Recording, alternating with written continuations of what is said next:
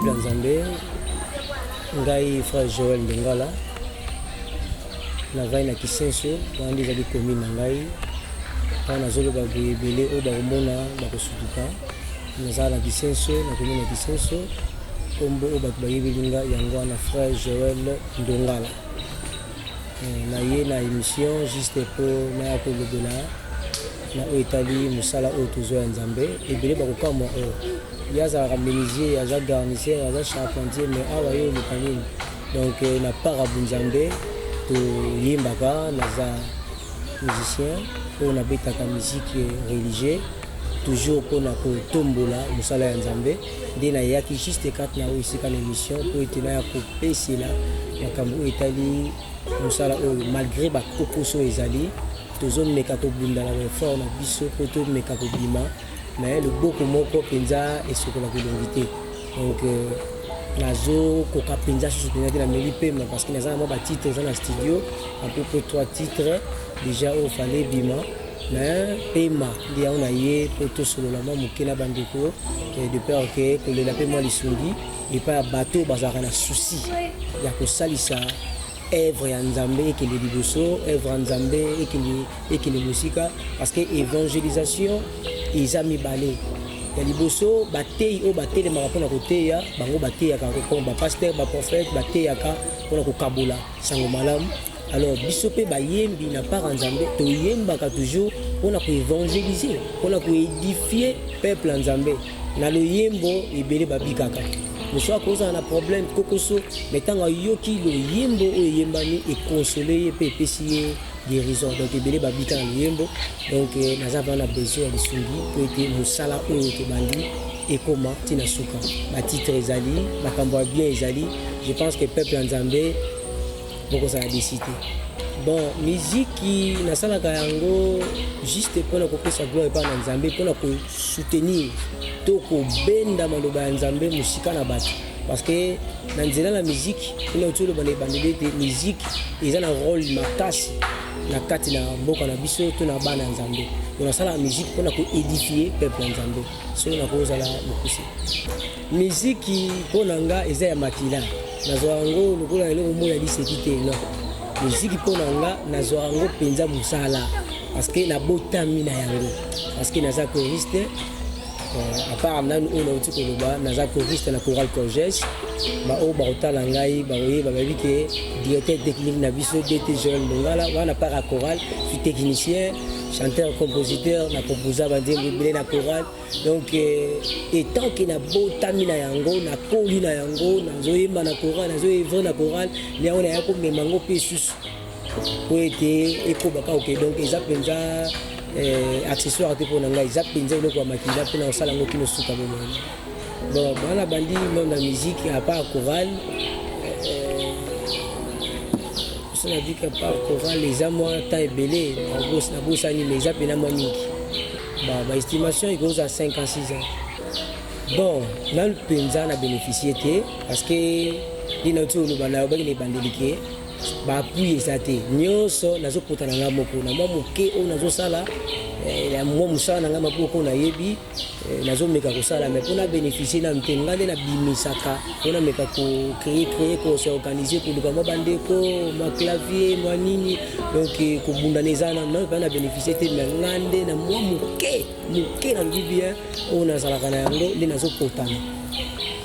bon pona bateau ba kotala ngai naza pas na souci ya soutien ya bandeko parce que musala oyo ya to bandeli soki penza soutien ezali te to que les musique te to mona ebele ba talent ezali mais izo vanda parce que tout ça na ba soutenir bisoté Congo to yebi ndenge ezali ba kokoso eza mwa mingi misala eza penza te alors souci na ngai ezali ba o nyonso ba kotala ngai ba soutenir nga pona œuvre oyo na zana yango pona ko édifier peuple ya Nzambe ba koyoka ko ete komela bango je pense que vous allez s'envoyer donc ba soutenir nga penza pona bimisa ma biloko na zana yango makambo ebele va na mutu faut bima peuple ya Nzambe bénéficier na yango c'est ça au voilà dans ces périodes beta gloire à l'agneau on a bétité parce que on a bétaki déjà l'équipe mais eux ils en studio toujours préparé ils a gloire à l'agneau moko ya batitre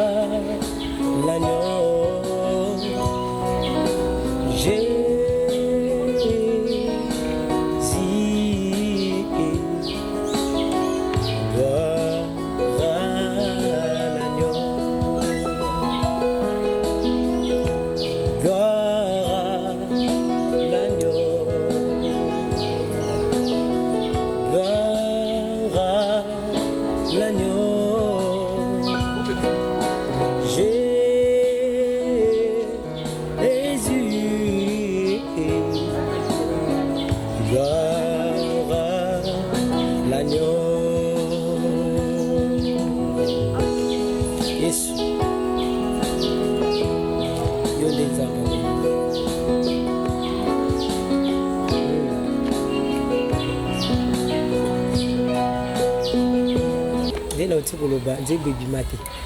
eza na studio nazopota donc ekangami kuna je pense que 3 ou 4 chansons zaki ifo nasala mwa single mais nakopotana moi avance napesa etikali to etikala bongo donc nazopotana mpenza mpona silisa biloko wana me nameli pema ndi yango moni efandaki ndi yango moni esalaki naya kosala émission mpo nayeba kosenga lisungi na bandeko mpo message oyo to bamessage oyo ezali ekoma na peuple ya nzambe maintenant ebimi te libanda naza pena na mwa bato te mais je pense que ntango bazotala émission oyo bato motema mbanga bazali